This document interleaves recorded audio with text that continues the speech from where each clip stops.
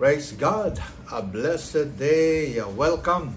Welcome po sa ating programang Divine Connection na kung saan ay connected tayo sa Diyos sa pamamagitan lamang ng Panginoong Hesus. Sapagkat sabi po ng Ephesians 2:8-9, by grace you have been saved through faith. It is not by your works, it is the gift of God that any man should boast.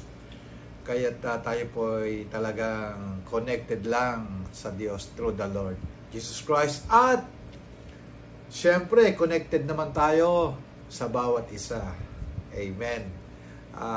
Dahil tayo ay naging anak ng Diyos. At in the Spirit, we are connected to one another. Kaya welcome sa atin po mga kasama dyan sa iba't ibang panig ng iba't ibang bansa. Pangkalahatan na po ang shout out sa inyo. Kumusta na po kayo? At sa atin po mga taga-subaybay dito sa Metro Manila, sa iba't ibang panig ng Luzon, Visayas, and Mindanao. Ayan. At tuloy-tuloy po tayo at sa ating pong pagpapatuloy, syempre tayo po ay awit muna. Lagi ho tayong mayroong papuring awit sa Diyos na samahan natin ang ating mga kapatiran sa papuring awit sa ating Panginoon.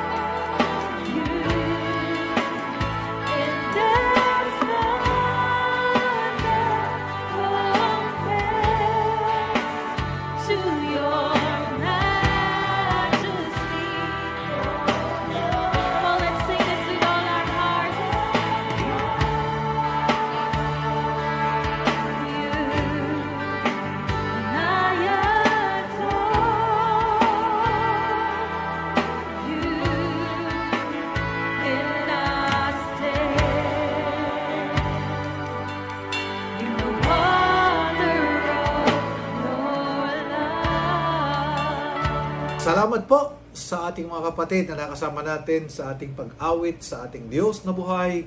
At ngayon po ay tumalakay po tayo ng mga napapanahong issue ng lipunan na patungkol po sa divorce and remarriage. Ayan, ibig sabihin ay yung paghihiwalay daw ng legal at dapat daw ay maipasa na ang divorce sa Pilipinas. Yan po ay pinag-uusapan na sa Kongreso at may balita ako na may ilang sa committee na nakapasa na ito. Kung gaano yan katotoo ay patuloy natin ay panalangin. At pero sa atin po, ano ba ang stand natin dito, no? Bilang mga mananampalataya, bilang mga nakakasaliksik sa banal na kasulatan, ano ba ang sinasabi ng Diyos, ano?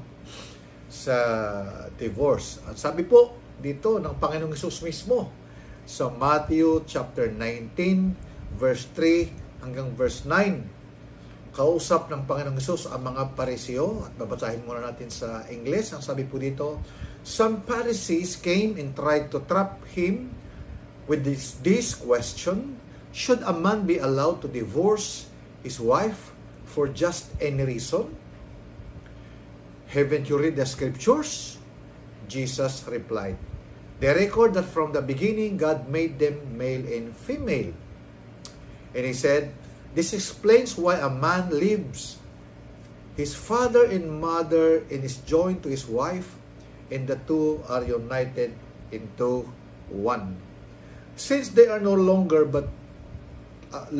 two but one, let no one split apart what God has joined together. Verse 7, then why did Moses say in the law that a man could give his wife a written notice of divorce and send her away? They asked. Yun po tanong ng mga Pariseo. Jesus replied, Moses permitted divorce only as a concession to your hard hearts.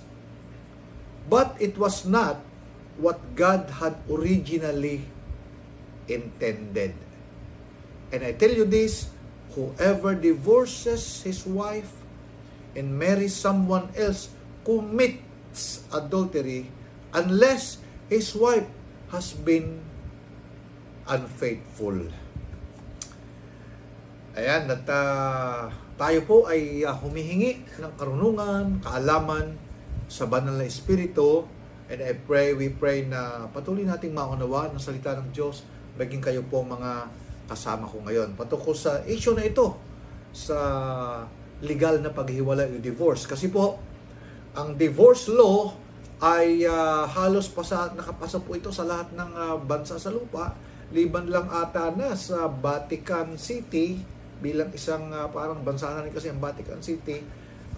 By God's grace, ako po ay nakarating dyan sa Vatican. Kami pamilya nakarating sa Vatican City. At napakaluwag niyan, no? At malaking lugar. At isang city na mayroong gobyerno sa loob. So alam ko, wala pa diyang divorce law. At dito ho sa ating bansa sa Pilipinas, hindi pa po nakakapasa ang divorce law. At tinan po natin sa Pilipino, sabi po doon sa 7 lang hanggang 9. Tinanong siya ng mga Pariseo, kung gayon, bakit iniutos ni Moises na bigyan ng lalaki ang kanyang asawa ng isang kasulatan ng paghiwalay bago niya palayasin at hiwalayan ito? Sumagot si Jesus, ipinahintulot ni Moises na palayasin at hiwalayan ninyo ang inyong asawa dahil sa katigasan ng inyong ulo. Subalit hindi ganon sa pasimula. Verse 9, ito ang sinasabi ko sa inyo, sino mang lalaking magpalayas at humiwalay sa kanyang asawa, maliban kung ang asawa niya ay nangangalunya at mag-asawa ng iba, ay nagkakasala ng pangangalunya. Ano ho ba talaga ito ba talagang divorce law ay pwede sa ating bansa? Meron pong dalawang school of thoughts na tinatawag. Ito pong verse 9 ay controversial dahil ang sabi po ng Panginoon, pwede pala naman magkaroon ng divorce, ano? At nung panahon nga ni Moses ay mayroong permit na mag-divorce ang mag-asawa, mga Israelita, ay dahil sa katigasan ng kanilang ulo. Ano? Pero in the time of Christ, ang sabi niya ay ganito, sino mang lalaking magpalayas at humiwalay sa kanyang asawa maliban kung ang asawa niya ay nangangalunya at mag-asawa ng iba ay nagkakasala ng pangangalunya. Ano? Marital infidelity or marital unfaithfulness.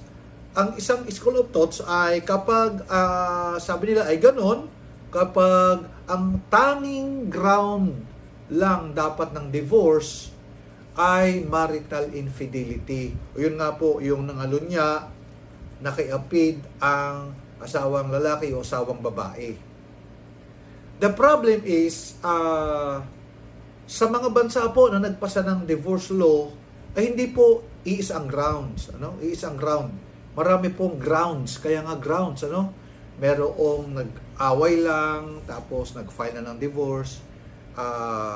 So wala na po yung sabi ng 1 Corinthians 13, di ba, 4 pababa na ang pag-ibig ay matyaga, long-suffering, kind, at iba't iba pa doon sa 1 Corinthians 13 na a characteristic of genuine love. Sa mga mananampalataya po na nakakaalam ng katotohanan ng salita ng Diyos, hindi ho talaga dapat tayo sumasang-ayon sa paghihiwalay.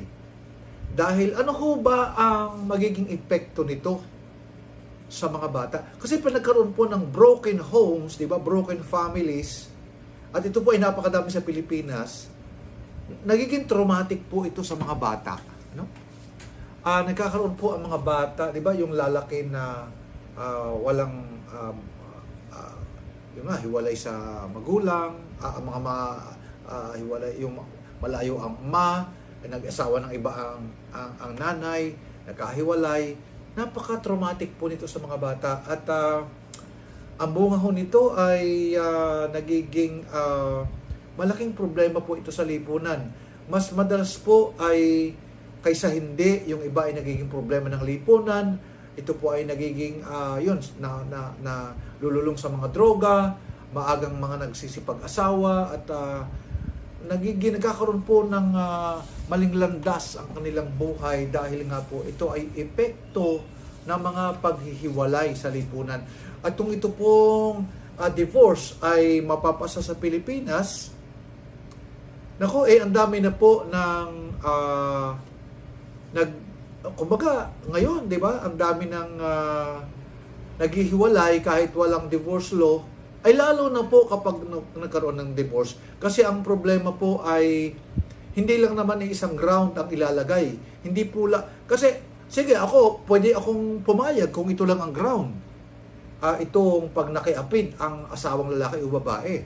Ako bilang pastor, baka pumayag kung talagang mapipilitang ipasa ang divorce law. Pero ang problema ko, hindi ito lang ang magiging ground, kundi grounds talaga madami, ano? Yung malakas lang maghilik, siguro magpa-file na yan ng divorce, no? Nag-away lang ng 3 araw, magpa-file na ng divorce yung lalaki o babae.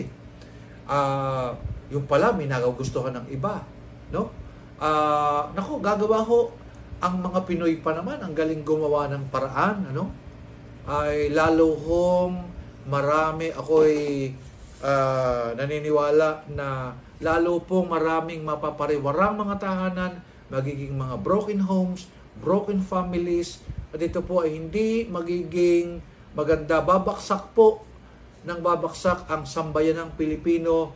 Alam niyo po, sa atin po mananampalataya, wag po tayong patangay kasi sa ito pong kulturang ito kasi kulturang ito pong Western culture ay parang gusto nang bumalot baging sa Pilipinas, ano? European culture ay namamananaho natin at unti-unting pumapasok na ito sa ating bansa at tayo ay nagiging masyado ng liberal. Pero mga kapatid, meron po tayong sariling kultura. Ito pong salita ng Diyos Ang sabi ko ng Bible, kung talagang tayo yung mga anak ng Diyos, tayo'y tinanggap natin ang Panginoong Hesus bilang Panginoon, tagapagligtas ng ating buhay, tayo anak ng Diyos. At ang sabi ko ng Bible, we are heaven citizen. Tayo po'y tagalangit at meron po tayong sariling constitution. Ano? Ang standard po natin ay ang salita ng Diyos na hindi nagbabago magpakailanman. Ang salita ko ng Diyos, ito po, the scripture is kultura, ano? Super culture po ito. Ito po ay mas superior. The Word of God is superior in any culture, ano? At ito po ang kadluan ng ating tamang moral, kasi sabi ho ng Psalms 119, 105, your word is a lamp into my feet and a light into my path. Lampara sa ating paanan at liwanag sa ating daraanan. Kaya bakit ho ba tayo nagbabasa ng salita ng Panginoon, dinidili-dili ito upang malaman po natin ang katotohanan. At syempre para naman sa ating mga mambabatas, kung sakaling mayroong makasilip sa ating program, ay pakatingnan po natin sa preamble pa lang natin sinabi, we the sovereign Filipino people imploring the aid of the Almighty God, di ba? Doon pa lang sa pambungad ng konstitusyon, tayo po'y humihingi ng gabay sa atin pong makapangyarihang Diyos, ano? At paggabay, siyempre ang gabay ay hahango tayo sa kanyang salita. Ano ba ang sinasabi sa salita ng Diyos? Kaya ho tayo nagkakamali kasi kung saan tayong humahango ng mga philosophers ng ating panahon. Balik ho tayo sa salita ng Diyos. Sabi ng Panginoong Hesus, apart from me, you can do nothing.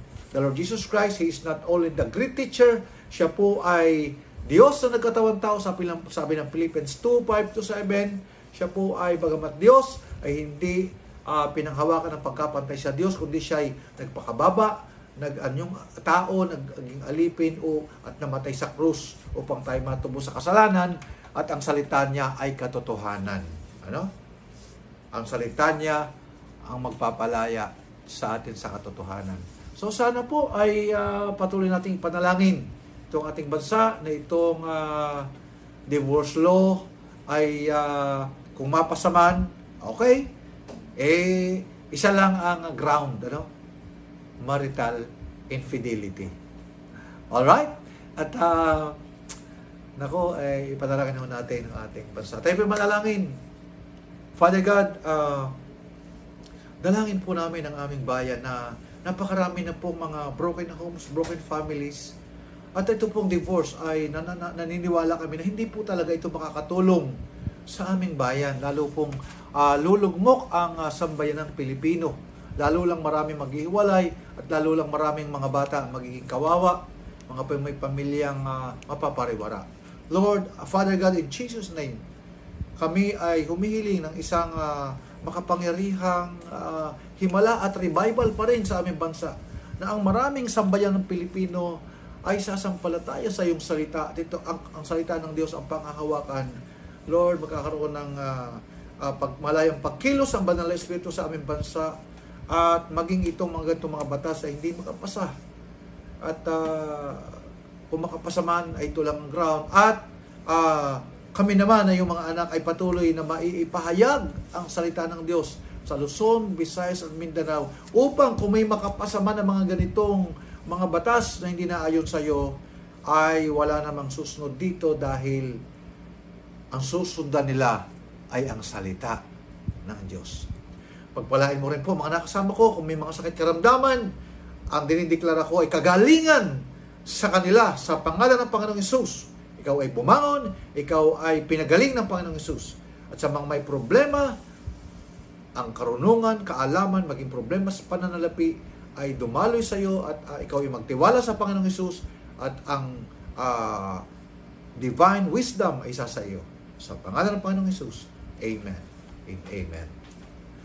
Again, if you're in Christ, you are forever blessed. Muli sa ating pong pagtatagpo.